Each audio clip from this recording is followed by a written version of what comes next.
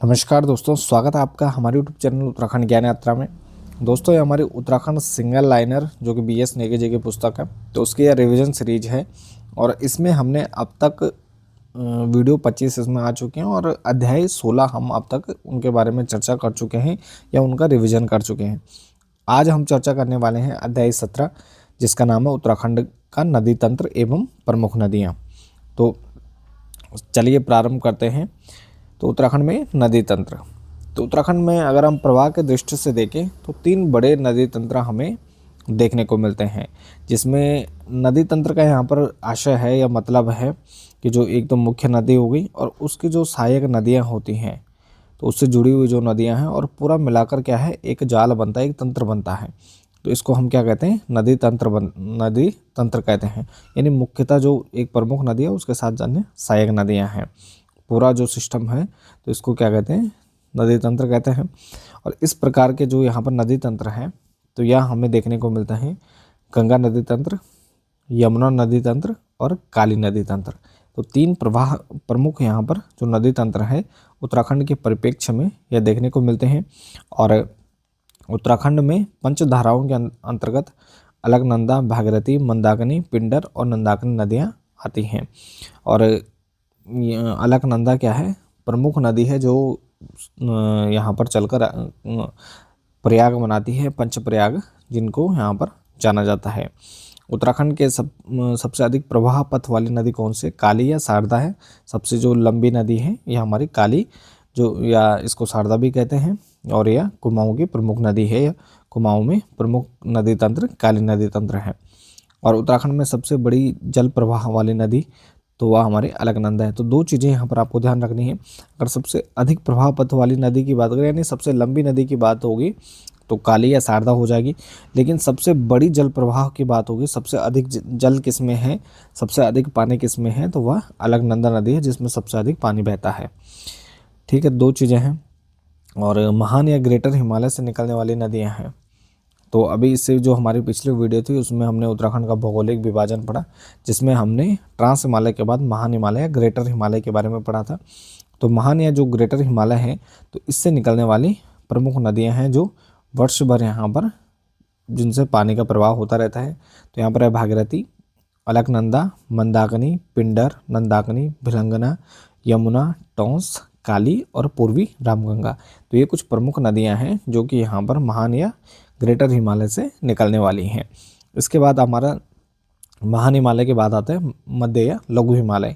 तो यहाँ से निकलने वाले जो नदियाँ हैं, पश्चिमी रामगंगा, पूर्वी नैयार, पश्चिमी नैयार, खोह, सरयू, कोशी, गोमती, पनार, गोला और लदिया। तो ये क्या है, मध्य हिमालय या लघु हिमालय से निकलने वाली नदियाँ हैं। इसके बाद उत्तराखंड में नदियों का जो अपोहा का प्रारूप है, तो वह वृक्षाकार रूप में दिखाई पड़ता है। जैसे हमने अभी आपको बताया, तो इस प्रकार से हम देखते हैं कि इस प्रकार से मुख्य नदी की सहायक नदियां हैं, और यह क्या है, ये पेड़ की तरह इस प्रकार से कुछ दिखता है। तो ये क्या है, वृक्षाकार टाइप में यहाँ पर देखने को मिलते हैं। राज्य की लगभग सभी नदियों का जो प्रवणता ह्रास है वह प्रारंभिक अवस्था पर उच्चतम, जबकि संगम के निकट क्या होता है, न्यूनतम होता है। इसके बाद सबसे पहला जो हमारा नदी तंत्र है वह है गंगा नदी प्रवाह तंत्र। तो उत्तराखंड में गंगा नदी की बात करें तो उत्तराखंड राज्य के उत्तरकाशी जिले में गौमुख के निकट यहाँ पर जो गंगोत्री हिमनद है 2900 मीटर की ऊंचाई से यहाँ पर उद्गम होता है। और यहाँ पर जो नाम है प्रारंभ में वह भागीरथी के नाम से जानी जाती है। गंगा का नाम जो यहाँ पर नाम है वह हमें देवप्रयाग के बाद दिखाई देता है, जब अलकनंदा और भागीरथी नदियाँ दोनों आपस में मिलती हैं।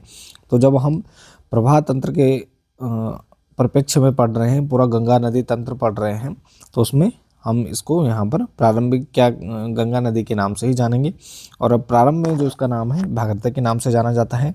और भारत में गंगा नदी की अगर कुल लंबाई की बात करें पूरे भारत में, तो यह 2525 किलोमीटर है। राज्य में देवप्रयाग से हरिद्वार तक गंगा की नदी की लंबाई कितनी है, 96 किलोमीटर है, देवप्रयाग से हरिद्वार बॉर्डर तक। और उत्तराखंड में गंगा नदी क्या है, 110 किलोमीटर मार्ग तय करती है, क्या है, एनसीईआरटी के अनुसार है। तो ये 2 अलग अलग तथ्य हैं, दोनों ध्यान रखने हैं। कई बार एग्जाम में ये अगर 110 आता है तो 110 को टिक कर सकते हैं, और 96 आता है तो 96 को टिक कर सकते हैं। भागीरथी नदी एवं अलकनंदा नदी का जो संगम है तो टिहरी जनपद के देवप्रयाग में होता है और यहीं से गंगा नदी का नामकरण होता है। उससे पहले दो अलग अलग नदियां भागीरथी और अलकनंदा। देवप्रयाग में भागीरथी को शास कहा जाता है और अलकनंदा को बहू के रूप में जाना जाता है। तो इसे सास बहू का संगम जो कहा जाता है वह कहाँ है? संगम नगरी देवप्रयाग, और देवप्रयाग टिहरी जनपद में है। गंगा को राष्ट्रीय नदी घोषित किया गया 4 नवंबर 2008 में। तो गंगा को राष्ट्रीय नदी जो घोषित किया गया है 4 नवंबर 2008 को। गंगा नदी संरक्षण एवं स्वच्छता के लिए 1985 में गंगा एक्शन प्लान, तो सर्वप्रथम जो कार्यक्रम जो गंगा नदी के संरक्षण के लिए और उसकी स्वच्छता के लिए चलाया गया तो वह गंगा एक्शन प्लान था, बड़ा प्लान। और उसके बाद 2014 में नमामि गंगे परियोजना यहाँ पर प्रारंभ की गई। और कण्वाश्रम के निकट बहने वाली नदी मालिनी नदी उत्तर प्रदेश के बिजनौर के रावली में गंगा नदी से मिल जाती है। तो मालिनी नदी या उत्तर प्रदेश के बिजनौर में रावली में गंगा से मिल जाती है और यह मुख्यतः जो मालिनी नदी है तो एक कण्वाश्रम के निकट यह बहती है। कण्वाश्रम इसी के तट पर है। गंगा नदी के उप प्रवाह तंत्र, यानी ये तो हमारा मुख्य प्रवाह तंत्र हो गया इस प्रकार जो हमारी भागीरथी है गंगा नदी है। इसके अलावा इसके फिर प्रत्येक नदियों के अपने अपने क्या होते हैं, अलग अलग उसकी सहायक नदियाँ होती हैं। तो ये भी इसमें हम देखते हैं कि गंगा नदी के अंतर्गत यानी भागीरथी नदी उपतंत्र अलग है, अलकनंदा नदी का उपतंत्र अलग है और साथ ही नयार नदी का उपतंत्र अलग है। तो ये 3 प्रमुख उपतंत्र इसके अलग अलग हैं। तो केदारखंड में गंगा नदी के जलागम क्षेत्र को क्या कहते हैं? सप्त सामुद्रिक तीर्थ के नाम से जाना जाता है। किसमें? केदारखंड में। और यह स्कंद पुराण का भाग है केदारखंड और मानसखंड। तो केदारखंड में गंगा नदी के जो जलागम का क्षेत्र है तो उसे क्या कहते हैं? सप्त सामुद्रिक तीर्थ के नाम से जाना जाता है। और इसके अंतर्गत हमारी कौन कौन सी नदियाँ आती हैं? अलकनंदा, धौलीगंगा, नंदाकिनी, पिंडर, मंदाकिनी, भागीरथी व नयार। तो एक चीज़ आपको ध्यान रखनी है कि ये जो सभी नदियां हैं वो पंच प्रयागों वाले नदी है, बाकी नयार को छोड़कर। तो देखो अलकनंदा, धौलीगंगा, नंदाकिनी, पिंडर, मंदाकिनी और भागीरथी, तो ये सभी क्या हैं? पंच प्रयागों वाली नदी है। अलकनंदा और धौलीगंगा तो यहाँ पर नंदाकिनी में नंदप्रयाग में, पिंडर कर्णप्रयाग, मंदाकिनी रुद्रप्रयाग में और भागीरथी देवप्रयाग में इसका संगम होता है और अलकनंदा धौलीगंगा विष्णुप्रयाग में। तो ये सभी क्या हैं? पंच प्रयागों वाली नदी हैं। केवल नयार नदी अलग है, वो आपको ध्यान रखनी है। इनको क्या कहते हैं? सप्त सामुद्रिक तीर्थ के नाम से जाना जाता है गंगा नदी के जलागम क्षेत्र को। राज्य में गंगा की सहायक नदियों की बात करें तो पौड़ी ब्यास घाट के पास फूलचट्टी में बाईं ओर से नयार नदी इसमें मिलती है। शिवपुरी में हेवल नदी उद्गम स्थान सुगंडा पर्वत है, तो यहाँ पर शिवपुरी में आकर कौन सी? हेवल नदी मिल जाती है। ऋषिकेश में दाईं ओर से चंद्रभागा नदी इसमें आकर मिल जाती है। रायवाला में शौंग नदी मिलती है, देहरादून की प्रमुख नदी है। हरिद्वार और रुड़की में रतमऊ नदी और सोलानी नदी आकर इसमें मिल जाती हैं।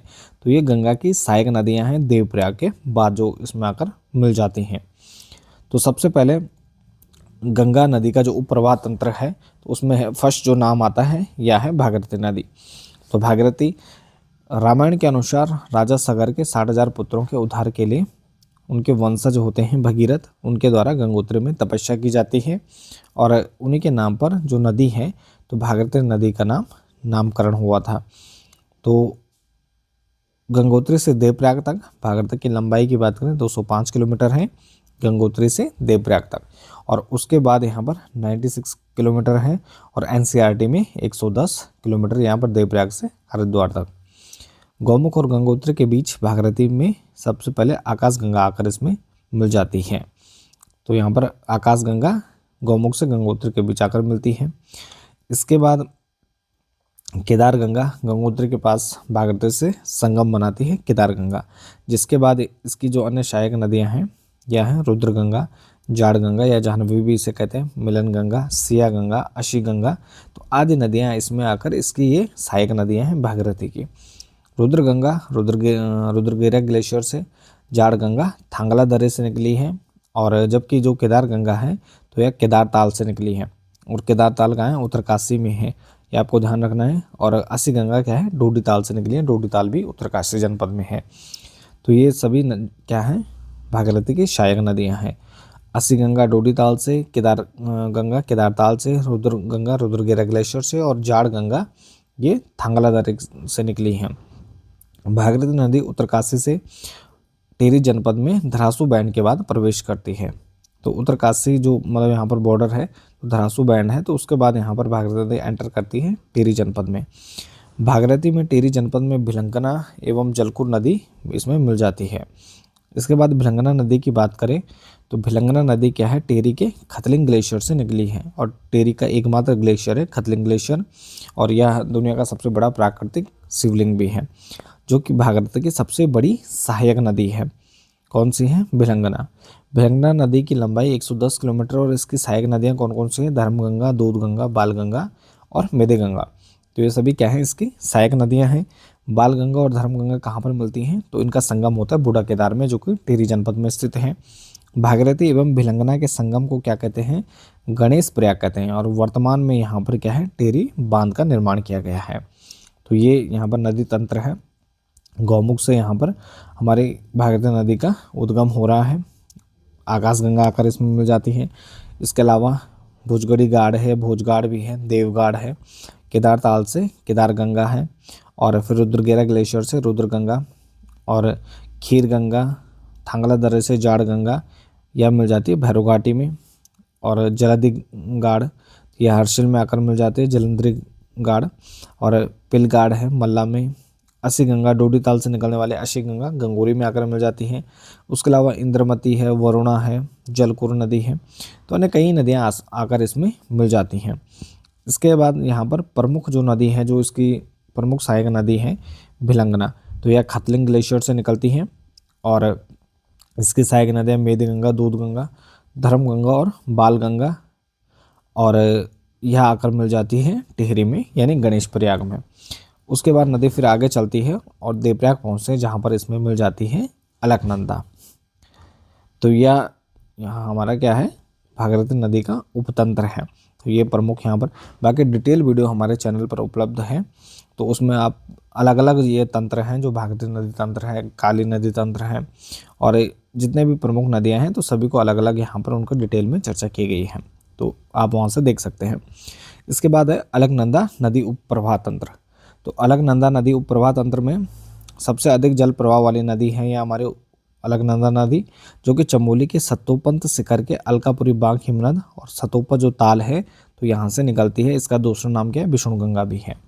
ठीक है जी। अलकनंदा संतोपत ताल या क्षीर सागर से होते हुए देवप्रयाग तक इसकी कुल लंबाई कितनी है?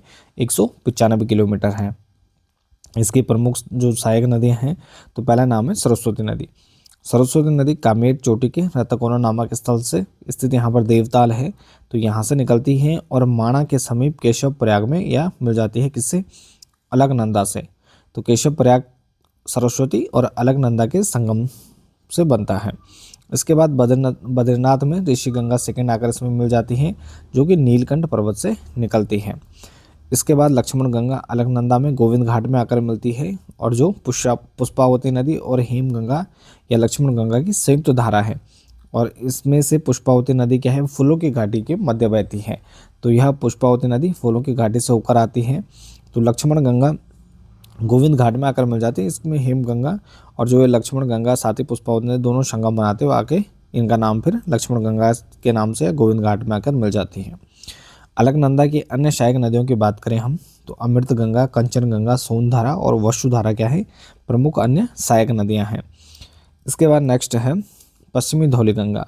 तो पश्चिमी धौलीगंगा या 94 किलोमीटर इसकी कुल लंबाई है। कहाँ से निकली है? धौलागिरी की कुनकुल जो श्रेणी है, तो यहाँ से यह नदी का उद्गम होता है, और इसकी सहायक नदियाँ गिरथी और ऋषिगंगा फर्स्ट है, और साथ ही क्योगाड़ भी है। और यह ऋषिगंगा जो फर्स्ट है, तो यह 2021 में जो यहाँ पर ऋषिगंगा में बाढ़ आई थी, तो वह ऋषिगंगा फर्स्ट इसी में बाढ़ आई थी, जो कि पश्चिमी धौलीगंगा की सहायक नदी है। विष्णु प्रयाग तक अलकनंदा को विष्णु गंगा के नाम से जाना जाता है। तो विष्णु प्रयाग तक यहाँ पर अलकनंदा को किस नाम से जाना जाता है? विष्णु गंगा के नाम से जाना जाता है। गिरथी नदी किंगरी बिंगरी से निकलती है, जबकि ऋषिगंगा रैणी गांव के पास ग्लेशियर से निकलती है। इसके बाद यहाँ पर अगर हम अलकनंदा की सहायक नदियों की बात करें, तो अलकनंदा सरस्वती नदी कहाँ पर मिलती है? केशव प्रयाग में। कहाँ है? माणा चमोली में। अलकनंदा और पश्चिमी धौलीगंगा विष्णु प्रयाग है, प्रथम या प्रयाग है पंच प्रयागों में से। अलकनंदा और नंदाकिनी नंद प्रयाग है, द्वितीय प्रयाग है। अलकनंदा और पिंडर कर्ण प्रयाग में संगम होता है, तृतीय प्रयाग है। अलकनंदा और मंदाकिनी या रुद्र प्रयाग में चतुर्थ प्रयाग है। अलकनंदा भागीरथी देव प्रयाग में पांचम प्रयाग है। और उसके बाद अलकनंदा खांडव नदी शिव प्रयाग पौड़ी में संगम होता है। अलकनंदा कल्प गंगा नदी हेलंग घाटी में मिलते हैं चमोली में। अलकनंदा और गरुड़ गंगा पैनखंडा में मिलते हैं चमोली में। अलकनंदा और लक्ष्मण गंगा गोविंद घाट में आकर मिल जाते हैं चमोली में। अलकनंदा और डूडी नदी ये डूडी प्रयाग में मिलती है टिहरी में। इसके बाद पश्चिमी धौलीगंगा के बाद अलकनंदा नदी में क्या है? व्रीहि गंगा या वृथि गरुड़ गंगा बालखिले और निकोल नदी आकर इसमें मिल जाती हैं। बालखिले नदी का उद्गम स्थान कहाँ है? तुंगनाथ रुद्रनाथ श्रेणी से इसका उद्गम होता है। साथ ही नंदाकिनी नदी की बात करें तो 56 किलोमीटर इसकी कुल लंबाई है। त्रिशूल पर्वत की नंदाकुटी पर्वत से यह निकलती हैं। और पुरानी कहावत है कि नंदाकिनी नदी का जल क्या है? देवताओं को नहीं चढ़ाया जाता है। तो मान्यता है, प्राचीन मान्यता है। इसके बाद यहाँ पर इसको अगर हम नेक्स्ट जो हमारी नदी है पिंडा नदी, तो बागेश्वर में स्थित पिंडारी ग्लेशियर से निकली है, कर्णप्रयाग में आकर मिल जाती है। कर्णगंगा भी इसे कहते हैं और राज्य में सर्वाधिक तेज प्रवाह वाली नदी है। तो सर्वाधिक तेज प्रवाह वाली नदी कौन सी? पिंडा नदी। और इसके बाद दूसरी जो सर्वाधिक तेज प्रवाह वाली नदी है वह आटागाड़ है। इसकी कुल लंबाई कितनी? 105 किलोमीटर है। और इसकी सहायक नदी कौन सी है? आटागाड़ है, दूसरी सबसे तेज प्रवाह वाली नदी भी है।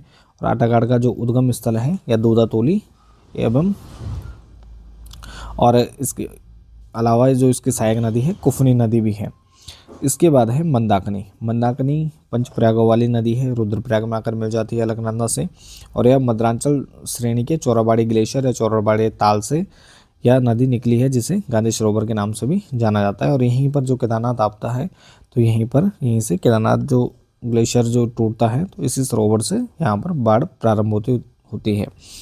तो यहाँ पर ये अलकनंदा नदी तंत्र है। तो इसमें सतोपंत या जो सतोपंत ताल व ग्लेशियर है तो यहाँ से इसका उद्गम होता है। वसुंधरा जलप्रपात, तो यहाँ से वसुंधरा नदी आकर मिल जाती है। देवताल से यहाँ से सरस्वती नदी इसमें आकर मिलती है। यहाँ पर भीम पुल है। माणा भी सरस्वती नदी के तट पर है।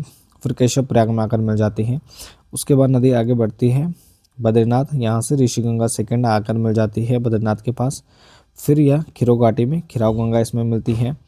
फिर इसमें फूलों की घाटी से पुष्पवती नदी और हेमकुंड लोकपाल जो झील है तो यहाँ से लक्ष्मण गंगा आती है, घंघरे में आकर मिलती है। उसके बाद लक्ष्मण गंगा के नाम से आकर मिल जाती है गोविंद घाट में। उसके बाद नदी आगे मिलती है इसमें काकभूषणी ताल से काक नदी आके मिलती है कुनगुल पर्वत श्रेणी से। यहाँ से पश्चिमी धौलीगंगा, ऋषिगंगा, गिरथी नदी ये सब यहाँ पर पश्चिमी धौलीगंगा के नाम से आकर मिल जाती है विष्णु प्रयाग में। उसके बाद यहाँ पर कल्प गंगा मिलती है। फिर गरुड़ गंगा, पाताल गंगा आदि नदियाँ आकर मिलती है। फिर बिरही गंगा, तुंगनाथ श्रेणी से बालखिली नदी आती है। नंदा घुंघटे से यहाँ पर नंदाकिनी नदी आकर मिल जाती है नंद प्रयाग में। इसके बाद नदी आगे बढ़ती है और पहुँच जाती है कर्णप्रयाग। तो कर्णप्रयाग में इसमें पिंडारी ग्लेशियर से यहाँ पर पिंडर नदी आती है, जिसके सहायक नदी दूधातोली से आटागाड़, कुफनी, शंभू नदी आदि नदियाँ इसकी सहायक नदियाँ आकर मिल जाती हैं कर्णप्रयाग में। उसके बाद नदी आगे बढ़ती है और चौराबाड़ी ताल व ग्लेशियर से निकलने वाली जो नदी है मंदाकिनी ये आकर मिल जाती है इसमें रुद्रप्रयाग में। और इसकी जो मंदाकिनी की सहायक नदी तिलवाड़ा में इसमें आकर मिलती है लस्तर नदी। फिर नदी आगे बढ़ती है और पहुंच जाती है देवप्रयाग। देवप्रयाग में यहाँ पर भागीरथी नदी से संगम बनाती है और उसके बाद यह नदी गंगा के नाम से आगे बढ़ती है। मंदाकिनी नदी की सहायक नदियों की बात करें तो मंदाकिनी व मधुगंगा का संगम होता है कालीपट में रुद्रप्रयाग में। मंदाकिनी व सोन या बासुकी नदी का संगम होता है सोनप्रयाग में। मंदाकिनी व पुनार नदी का संगम रुद्रप्रयाग में। मंदाकिनी व धूलगढ़ का संगम होता है अगस्त्यमुनि में। इसके बाद है नयार नदी का उपप्रवाह तंत्र। तो नयार या नाद गंगा नदी पूर्वी एवं पश्चिमी नयार से मिलकर बनी है। तो यह जिसका संगम कहाँ पर होता है? सतपुली के पास आकर इसमें होता है। पूर्वी नयार नदी दूधातोली के जखमुरीदार श्रेणी से स्यूशी व कैनूर गाड़ नाम से यह निकलती है। इसकी छोटी दो शाखाएं हैं। और पश्चिमी जो नयार है दूधातोली श्रृंखला के पश्चिमी ढाल से ढाईजूली व श्योली गाड़ के नाम से दो शाखाओं में यह भी निकलती है और आगे पश्चिमी नयार के नाम से बहती है। पूर्वी नयार की लंबाई 109 किलोमीटर जबकि पश्चिमी नयार की लंबाई कितनी 78 किलोमीटर है। और यह ब्यास घाट के पास फूलचट्टी नामक स्थान है। तो यहाँ पर आकर मिलकर है नया नदी के नाम, नया नदी बाईं ओर से गंगा में आकर मिल जाती है। तो पौड़ी के ब्यास घाट के पास ये फूलचट्टी नामक स्थान पर किस में मिल जाती है, गंगा नदी में आकर मिल जाती है। नैयार की सहायक नदियों की बात करें तो कलीघाट, डाबरीघाट, गड्डीघाट आदि इसकी सहायक नदियां हैं। और साथ ही इसका जो पौराणिक ग्रंथों में इसका नाम है नवालिका, इसका नाम है। और पूर्वी और पश्चिमी नैयार के संगम स्थल को क्या कहते हैं, वैतनिक तीर्थ के नाम से जाना जाता है, वैतनिक तीर्थ। और प्राचीन ग्रंथों में नाम क्या है, नवालिका। इसके बाद नेक्स्ट जो हमारा तंत्र है यमुना नदी प्रवाह तंत्र, दूसरा प्रमुख हमारा तंत्र है। तो यमुना नदी महान हिमालय के बंदरपूज पर्वत के पश्चिमी ढाल पर स्थित यमुनोत्री हिमनद के यमुनोत्री कांठा से यह निकलती है और राज्य के पश्चिमी सीमा बनाती है। तो पश्चिमी सीमा उत्तरकाशी और देहरादून की सीमा बनाते हुए आगे बढ़ती है। और बंदरपूज पर्वत के अंतर्गत 3 शिखर आते हैं, जिसमें यमुनोत्री कांठा हो गया, श्रीकंठ पर्वत हो गया और बंदरपूज शिखर हो गया। तो पुराणों में जो यह नदी है, तो पुराणों में यमुना को सूर्यपुत्री, यम की बहन और कृष्ण की पटरानी बताया गया है। जबकि यमुना नदी का अन्य नाम क्या है, कालिंदी भी है। तो यमुना नदी का जो अन्य नाम है कालिंदी के नाम से भी जाना जाता है। यमुना नदी का उद्गम स्रोत क्या है, गर्म जल कुंड को माना जाता है। और राज्य में इसकी लंबाई कितनी है, 136 किलोमीटर, लंबाई कितनी है, 136 किलोमीटर। और अगर हम प्रयागराज तक की बात करें या इलाहाबाद तक की बात करें जहाँ पर गंगा में संगम होता है, तो 1376 किलोमीटर इसकी कुल लंबाई है यहाँ पर यमुनोत्री से। गंगा की सहायक नदियों में, यमुना की सहायक नदियों में हनुमान गंगा, तो इसकी जो सहायक नदियाँ हनुमान गंगा, बनाड़गाड़, कमलगाड़, खतनूगाड़, बरनीगाड़, अगलाड़, भद्रीगाड़, मुगरागाड़ और गडोलीगाड़ आदि क्या है इसकी प्रमुख सहायक नदियां हैं। साथ ही लाखामंडल में इसका जो संगम होता है, तो यमुना में रिखनार नदी का संगम लाखामंडल में होता है। यमुना और हनुमान गंगा का संगम कहाँ पर होता है, उत्तरकाशी के खटसाली में होता है। पुरोला घाटी की कमल नदी को यहाँ पर क्या है, कमल नदी का वरदान कहा जाता है किसको, यहाँ पर पुरोला घाटी में। तो कमल नदी यहाँ का वरदान मानी जाती है। और यह जो घाटी है तो लाल चावल के लिए भी प्रसिद्ध है, जो चावल होता है। साथ ही मोड़ मेले के लिए प्रसिद्ध जो अगलाड़ नदी है, तो यमुना के विकास नगर मार्ग पर पड़ने वाले यमुना पुल के पास से आकर मिल जाते हैं किसमें, यहाँ पर यमुना में। राज्य के अंदर यमुना नदी की सबसे बड़ी जो सहायक नदी है वह है टोंस। और टोंस क्या है, कालसी के पास यमुना में आकर मिल जाती है। टोंस के बाद देहरादून के रामपुर मंडी के पास इसमें आशन नदी यमुना में मिल जाती है। और इसके अलावा यमुना नदी उत्तरकाशी से होते हुए देहरादून के ढालीपुर के पास से राज्य से बाहर हो जाती है। इसकी प्रमुख सहायक नदी यमुना की है टोंस नदी। और टोंस नदी उत्तरकाशी के बंदरपूज के स्वर्गारोहिणी हिमनद से निकलने वाली शुपिन नदी और हिमाचल प्रदेश के डोडरा क्वार से निकलने वाली रुपिन नदी से मिलकर बनी है। तो रुपिन और शुपिन नदियों के संगम से टोंस नदी बनी है, जो कि यहाँ पर रुपिन और शुपिन नदियों को क्रमशः पुराणों में क्या कहा जाता है, जला और उपजला। तो रुपिन को जला और शुपिन को उपजला के नाम से जाना जाता है किसमें, पुराणों में। रुपिन और शुपिन नदी का संगम कहाँ होता है, मोरी के नेटवाड़ क्षेत्र में होता है, जिसमें कुछ दूरी तक इसे तमसा के नाम से जाना जाता है। तो नेटवाड़ में होता है रुपिन और शुपिन का संगम, और उसके बाद कुछ दूरी तक इसको टोंस को तमसा कहते हैं। उत्तरकाशी के आराकोट में बहने वाली जो पावार नदी है, तो इसके यहाँ टोंस की सहायक नदी है और इसका संगम त्यूनी के निकट हो जाता है। तो आराकोट में बहने वाली पावार नदी, तो यह क्या है, टोंस के सहायक है और इसका संगम त्यूनी के पास हो जाता है। टोंस नदी उत्तराखंड और हिमाचल प्रदेश का बॉर्डर बनाती है। तो यह क्या है, बॉर्डर बनाते हुए बहती है। और 148 किलोमीटर बहने के बाद कालसी और डाकपत्थर के बीच क्या है, यमुना नदी में आकर मिल जाती है। उसके बाद ये दोनों यमुना के नाम से आगे बहती हैं। खूनीगाड़ व मोनागाड़ ये क्या है, टोंस की सहायक नदियाँ हैं। और टोंस नदी घाटी राज्य में सर्वाधिक वनाच्छादित नदी घाटी है। तो यह उत्तरकाशी और देहरादून का जो पश्चिमी क्षेत्र है, तो यहाँ पर टोंस नदी घाटी राज्य में सर्वाधिक वनाच्छादित नदी घाटी कौन सी है, टोंस है हमारी। सरयू व उसकी सहायक नदियों का संगम, तो यहाँ पर सरयू और गोमती बागेश्वर में बागनाथ मंदिर, सरयू नदी और पनाह नदी काकरी घाट में मिलते पिथौरागढ़ में है। सरयू नदी और पूर्वी रामगंगा ये रामेश्वर तीर्थ पिथौरागढ़ में है। सरयू नदी और खीरगंगा ये कपकोट बागेश्वर में है। तो इसके अलावा फिर काली नदी तंत्र भी आएगा इसमें, तो उसकी यह सहायक नदियाँ हैं कि इन्होंने इसमें बीच में ऐड कर दिया है। तो यह हमारा यमुना नदी तंत्र, इस थोड़ा सा मोटा मोटा इसको समझ लेते हैं। यह है हमारा यमुना नदी तंत्र। तो यमुना नदी तंत्र बंदरपोच पर्वत श्रेणी है, यमुनोत्री कांठा है, तो यहाँ से यमुनोत्री से इसका उद्गम हो रहा है ऋषिगंगा। और हनुमान गंगा खटसाली में, मुंगरा गाड़, खतनू गाड़, कृष्णा गाड़, तो ये इसकी सहायक नदियाँ हैं। ये इधर से कमल नदी आ रही है और यह नौगांव पुरोला के पास आकर मिलती है। बन्नी गाड़ है, रिखनाड़ है, बद्री गाड़ और अगलाड़ नदी है जो यहाँ पर आगे इसमें मिल जाती हैं। इसके बाद यहाँ पर दूसरी तरफ से टॉन्स नदी आ रही है जो रूपिन और शुपिन जो दो इसकी सहायक नदियाँ हैं। डोडरा क्वार क्षेत्र से यानी हिमाचल के क्षेत्र से रूपिन नदी और शुपिन नदी स्वर्गारोहिणी हिमनद से यहाँ पर शुपिन नदी आ रही है जो नेटवाड़ के पास आकर मिल जाती है इसमें। उसके बाद ये टॉन्स के नाम से आगे बढ़ते हैं। उसके बाद कुछ दूरी तक इसे तमसा के नाम से जाना जाता है। इसके अलावा खूनी गाड़ है, आराकोट क्षेत्र से पावर नदी है, त्यूनी में आकर मिल जाती है। मोना गाड़ है। तो अन्य इसके सहायक छोटी नदियाँ हैं। 148 किलोमीटर का सफ़र तय करके ये आगे बढ़ती हैं और यहाँ से ये ढालेपुर के पास से यहाँ पर राज्य से बाहर चली जाती हैं। इसके अलावा इसकी आशन नदी इसमें सहायक नदी है जो आकर इसमें मिल जाती हैं और इससे ही शक्ति नहर यहाँ पर निकाली गई है। एक चीज़ ध्यान रखना है, जो आशन नदी है देहरादून से आने वाली नदी है, तो यह डायरेक्ट जो यमुना नदी है तो इसमें आकर नहीं मिलती है। जो शक्ति नहर है इसमें आकर मिल जाती है और यही आगे चलकर फिर यमुना में शामिल हो जाती है।